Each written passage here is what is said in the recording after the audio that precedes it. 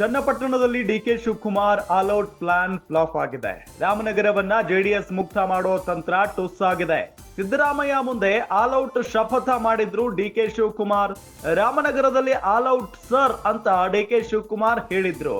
ಚನ್ನಪಟ್ಟಣದಲ್ಲೂ ಗೆದ್ದು ಜೆಡಿಎಸ್ ಮುಕ್ತ ಎಂಬ ರಣತಂತ್ರಗಾರಿಕೆಯನ್ನ ಮಾಡಿದ್ರು. ರಾಮನಗರ ಜಿಲ್ಲೆಯಲ್ಲಿ ಜೆಡಿಎಸ್ ಮುಕ್ತ ಮಾಡುವ ಮಹದಾಸೆಯನ್ನ ಹೊಂದಿದ್ರು. ಯೋಗೇಶ್ವರ್ ಸೇರ್ಪಡೆ ವೇಳೆ ಸಿದ್ದರಾಮಯ್ಯ ಅವರ ಮುಂದೆ ಡಿಕೆ ಶಿವಕುಮಾರ್ ಈ ಮಾತನ್ನ ಹೇಳಿದ್ರು. ಆದ್ರೆ ಗೆಲುವಿನ ಬಗ್ಗೆ ಯೋಗೇಶ್ವರ್ ಅವರೇ ಅನುಮಾನವನ್ನ ಮೂಡಿಸಿದ್ದಾರೆ. ಜಮೀರ್ ಹೇಳಿಕೆಯಿಂದ ಹಿನ್ನಡೆ ಆಗುವ ಭೀತಿಯಲ್ಲಿ ಸೈನಿಕ ಇದ್ದಾರೆ. ಒಂದು ಸಮುದಾಯ ಅಸಮಾಧಾನಗೊಂಡಿದೆ ಅಂತ ಸಿಪಿ ಯೋಗೇಶ್ವರ್ ಹೇಳಿದ್ದಾರೆ. ಪರೋಕ್ಷವಾಗಿ ಸೋಲಿನ ಬಗ್ಗೆ ಸಿಪಿ ಯೋಗೇಶ್ವರ್ ಹೇಳಿಕೆಯನ್ನ ಕೊಟ್ಟಿರುವುದು. ಒಂದು ವೇಳೆ ಚನ್ನಪಟ್ಟಣದಲ್ಲಿ ಸೋತಿದ್ದೇ ಆದ್ರೆ ಡಿಕೆ ಶಿವಕುಮಾರ್ ಅವರಿಗೆ ಹಿನ್ನಡೆಯಾಗುತ್ತೆ.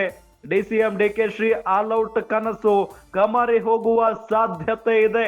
ಗಮನಿಸ್ತಾ ಇದ್ದೀವಿ, ಚನ್ನಪಟ್ಟಣ ಪ್ರತಿಷ್ಠೆಯ ಕಣವಾಗಿತ್ತು. ಅದರಲ್ಲೂ ಡಿಕೆ ಶಿವಕುಮಾರ್ ವರ್ಸಸ್ HD ಕುಮಾರಸ್ವಾಮಿ ಎನ್ನುವಂತ ಸ್ಥಿತಿ ಇತ್ತು.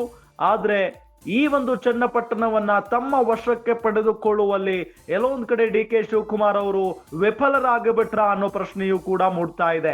ಎಷ್ಟರ ಮಟ್ಟಿಗೆ ಪ್ರತಿಷ್ಠೆಯಾಗಿ ತೆಗೆದುಕೊಂಡಿದ್ರು ಅಂತ ಅಂದ್ರೆ, ಡಿಕೆ ಶಿವಕುಮಾರ್ ಅವರ ಸಹೋದರ ಡಿಕೆ ಸುರೇಶ್ ಬಹಳಷ್ಟು ದಿನಗಳಿಂದಲೂ ಕೂಡ ಗ್ರೌಂಡ್ ಲೆವೆಲ್ ಅಲ್ಲಿ ವರ್ಕೌಟ್ ಮಾಡಿದ್ದು ನಿಮಗೆಲ್ಲ ಗೊತ್ತಿರುವಂತ ವಿಚಾರ. ಎಲೆಕ್ಷನ್ ಮುಗಿಯುವವರೆಗೂ ಕೂಡ ಆ ಕ್ಷೇತ್ರವನ್ನ ಬಿಟ್ಟು ಎಲ್ಲಿಯೂ ಅಲುಗಾಡಿಲ್ಲ ಡಿಕೆ ಸುರೇಶ್ ಅವರು. ಅಷ್ಟು ದೊಡ್ಡ ಮಟ್ಟದಲ್ಲಿ ಅವರು ರಣತಂತ್ರಗಾರಿಕೆಯನ್ನ ಮಾಡಿದ್ರು. ಆದ್ರೆ ಎಲ್ಲೋ ಒಂದ್ ಕಡೆ ಕಾಂಗ್ರೆಸ್ನ ಅಭ್ಯರ್ಥಿಯಾಗಿರುವಂತ ಸಿಪಿ ಯೋಗೇಶ್ವರ್ ಅವರೇ ಗೆಲುವಿನ ಬಗ್ಗೆ ಅನುಮಾನವನ್ನ ಮೂಡಿಸಿದ್ದಾರೆ, ಅಂದ್ರೆ ಅನುಮಾನವನ್ನ ವ್ಯಕ್ತಪಡಿಸಿದ್ದಾರೆ.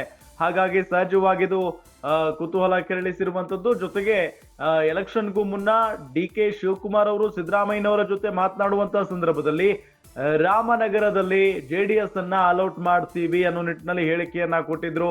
ಬಹಳ ಆತ್ಮವಿಶ್ವಾಸದಿಂದ ಇದ್ರು.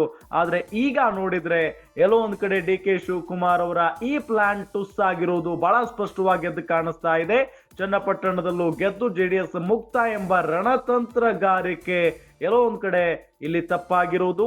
ರಾಮನಗರ ಜಿಲ್ಲೆಯಲ್ಲಿ ಜೆಡಿಎಸ್ ಮುಕ್ತ ಮಾಡುವ ಮಹದಾಸೆಯನ್ನ ಹೊಂದಿದ್ದಂತ ಡಿಕೆ ಶಿವಕುಮಾರ್ ಅವರಿಗೆ ನಿರಾಸೆಯಾಗಿದೆ. ಜೊತೆಗೆ ಯೋಗೇಶ್ವರ್ ಸೇರ್ಪಡೆ ವೇಳೆನೆ ಈ ಒಂದು ಹೇಳಿಕೆಯನ್ನ ಕೊಟ್ಟಿದ್ರು.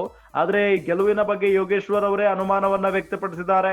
ಜಮೀರ್ ಹೇಳಿಕೆಯಿಂದ ಹಿನ್ನಡೆ ಆಗುವ ಭೀತಿಯಲ್ಲಿ ನಾವಿದ್ದೀವಿ, ಒಂದು ಸಮುದಾಯ ಅಸಮಾಧಾನಗೊಂಡಿದೆ ಅಂತ ಸಿಪಿ ಯೋಗೇಶ್ವರ್ ಮತದಾನ ಆದ ನೆಕ್ಸ್ಟ್ ಡೇನೆ ಹೇಳಿಕೆಯನ್ನ ಕೊಟ್ಬಿಟ್ರು.